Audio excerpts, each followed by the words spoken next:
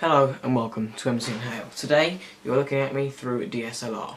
These are possibly the best camera equipment you can buy on the planet. Many DSLRs have unreal sensor resolution and quality, but today I'm going to be looking at which one you think is the best. And there's a lot on the market. You can get a beginner camera, the one probably I've got, or beginner to intermediate. You can get intermediate, and then you can get expert photography cameras. There's many ranges. You can get action cameras, you can get film cameras, and you can get camera cameras. I'm going to be looking at all of them today, asking the begging question, which is, which one is the best? Now, we're going to start with SLR photography cameras. There's a huge range of DSLR photography cameras. Digital in them, the DSLR bit, it just stands for the digital SLR camera.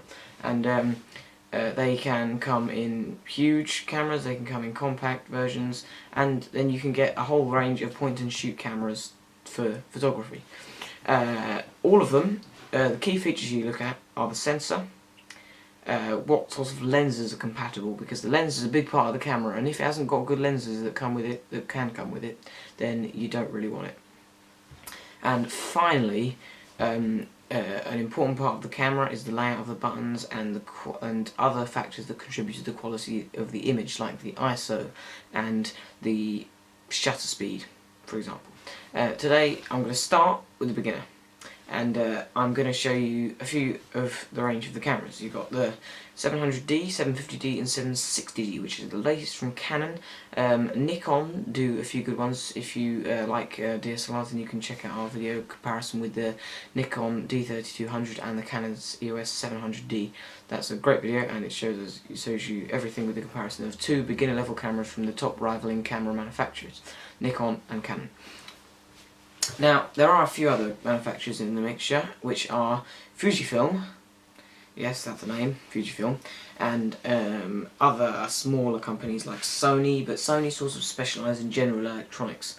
If you're looking for a good quality camera and you haven't got too much of a budget, if you've got a lot of a budget, then you want to go something cheaper. But if you haven't got too much of a budget, then you probably want to look at a digital SLR, because even for compactness, you can still get light and small DSLR cameras.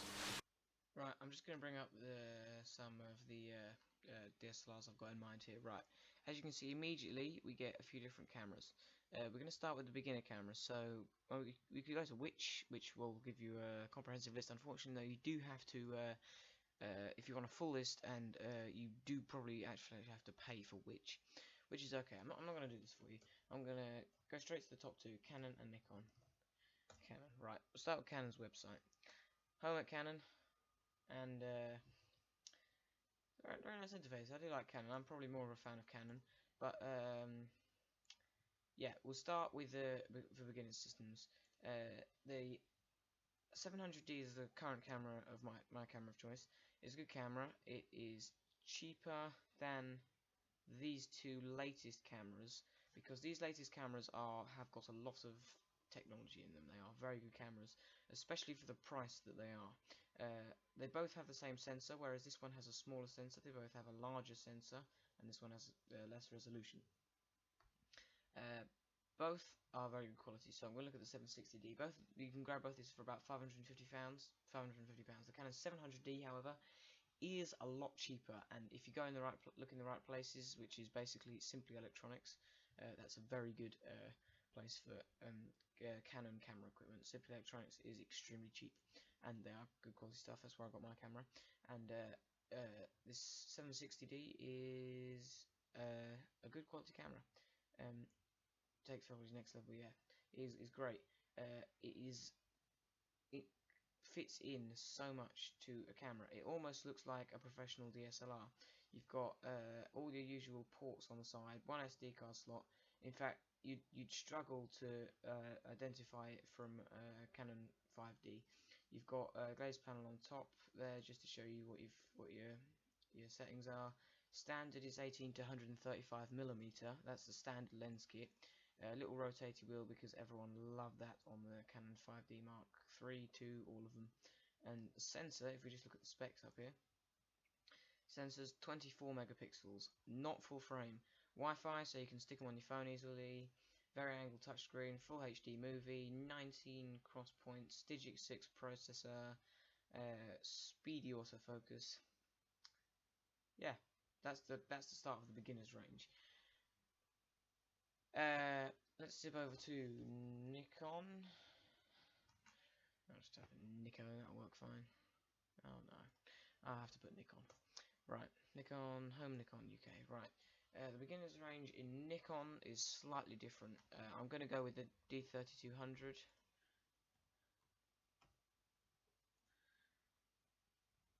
Yep, D3200.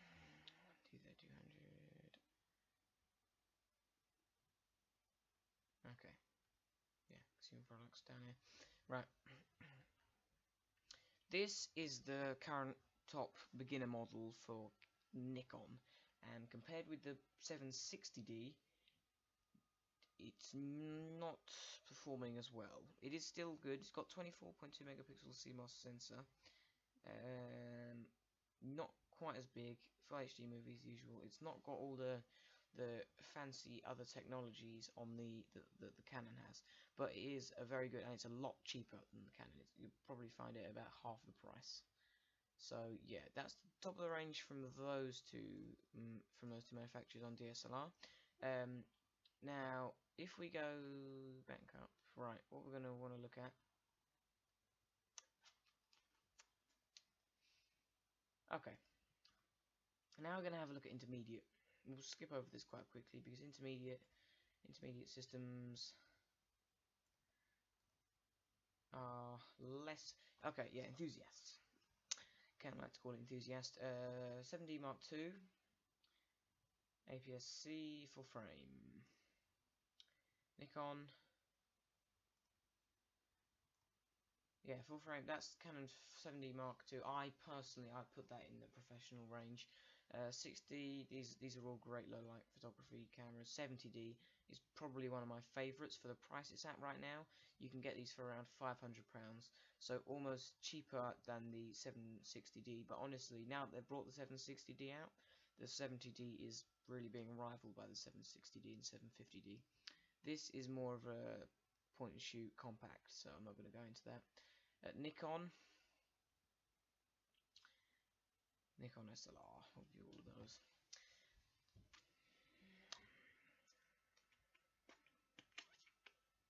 Right, the Nikon photography level, yeah, we want intermediate, advanced is where we want to be in Nikon.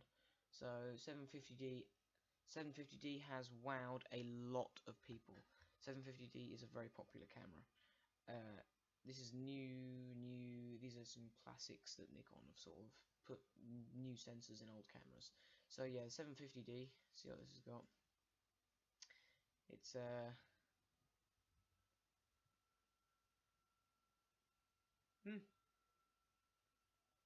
good.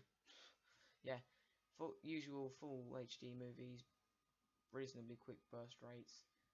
Yeah, 24 megapixel full frame. It's good quality. I'll give it that. I may seem unimpressed, but there is a reason. Now, I'd like to move swiftly on to the best DSLRs in the world right now. And Canon take this with a big sort of bang. This is the EOS 5DS-R, and it is significantly better than anything ever produced ever by any other Canon. Yeah, this beats everything. It just comes stock with the L-Lens range and all the bells and whistles. One SD card slot, which is kind of a downside to everything, and it really goes out on a win with its resolution. If we zoom in here, you can go in all the way and nothing, the tests on it have shown amazing pixel quality, and you may be thinking, what's the difference between a 5DSR and the other most recent camera? Look at all the cross-point focuses. The other most recent camera, the Canon 5DS. Well, the difference is that the Canon 5DSR has a very special thing built into it, which Let's have a look, see if it got down here. No, they haven't got down here. The camera has a very high quality separate processing system, and dual Digic 6, and aside from that, that allows it to have incredible picture quality. It doesn't work as well as the Canon 5D Mark III in low light conditions because of how high quality the sensor is. You can crop pictures because the pixel quality is better than your eyeball, and yeah, screen, everything is good in this camera. It is the top camera in the world right now for photos. Now, unfortunately for me, not everyone in the world likes to go out and take pictures with their camera. A popular pastime and hobby of a lot of people, and a lot of very famous people, is to use them to capture film. Now, film is a big part in the world today. It is a big part of entertainment, and it's a better way, in lots of cases, it's a better way to capture a place or an event. So film is a very big part in the world, and there's two ways of filming it. You can either have an action camera, which is going to stick to your helmet or your bike instrument that you're going to ride, and you can stick action cameras to that or whatever and film whatever adrenaline's what you do, and that's going to look amazing. GoPro range is probably the top there, but the other kind of film you get is the film, the Riddle film, the ones you watch in the cinema, and they need some high quality images with some high quality equipment. So we're going to look at some of the possibly affordable camera equipment for film. Yeah, right, we're back in Canon. Canon really do win this for me.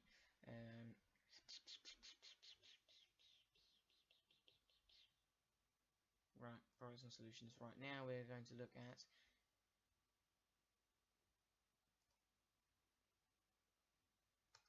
we're still on EOS Digital SLR compact systems, but we're going on EOS for professionals again. Now this is the 1DC and 1DX. These are a very special type of camera. They have unbelievable quality, 4K, 60 frames per second, Canon log gamma, uncompressed HDMI outputs, and still high quality sensors that you can take photographs with. Dual high quality processors and an amazing autofocus system for film. These I'd say Nikon, but they don't really do film cameras, they do camera cameras. So I'm going to go red. Oh, got that wrong. These are another high quality camera manufacturer. You probably see these in a lot of tech YouTuber channels. These are many thousands of pounds, and they have unreal quality and speed and everything. Look at these, 58,000 carbon fiber, 50,000. Jeez. Right, well, I'm never going to be able to afford one of these, I think, but they are great for film. Now, unfortunately, on the actual Red website, don't get a lot of information about all of these different things. It's just a shop, really. So we're going to go rid of that. We're going to look at this. This is what we've got really at the moment. Huge ISO range. Oh yeah, 25,000 for stills. 204,000 ISO. This is shooting in any light condition. Film, literally everything. Product specifications, right. The focusing. This is a big win on this part. This camera is designed to focus on exactly what you want it to focus on, and it is a great camera. Yes, that's the top film camera, but as I mentioned earlier, we don't just film for films, we film for remembering a moment. So I'm going to go to a very famous website called GoPro. Now, they have a range of cameras known as action cameras, and they can be used to, well, film anything. Products. That's what we'll go. Cameras, no. Okay, right. Well, we're going to go and look at the Hero 4 session now, seeing as it jumped in our face. Oh no, we are on the cameras page. Okay, yes, we are on the cameras page. Who would want to use these things for filming music? It's sports cameras, not music cameras. have a look at the GoPro's website. Hero 4 Session, smaller, more compact, lighter, not lax in many areas on the quality of the images, which is a disappointment. It's a couple of steps backwards as far as I'm concerned. The GoPro Hero 4 Black is currently the top of the range GoPro. It is 4K Ultra HD video, liquid smooth, so 240 frames per second in some cases. That's dropping the quality, but it is a brilliant performance camera. It can be put in a lot of the other cameras. It's got the processors in it. It's the most powerful camera there is, and it can even be adapted for exposure so that you can get images after dark. As usual, the Wi-Fi inclusive. This camera, if you're looking for an action camera, is the furthest you need to go. These are some amazing quality images taken from GoPro, and I don't see why you need to. And it turns out they have a YouTube channel. Yeah, you can look at almost any GoPro video here. Pops up with the usual GoPro intro. Yeah, it's a cycling race.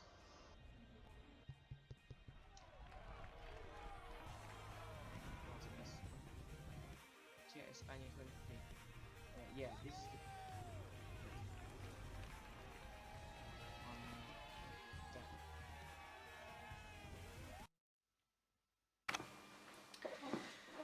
That's all for this video. Thanks for watching. I hope you found some of the DSLRs I looked at in this video great choices, and possibly you might even think about consider buying one.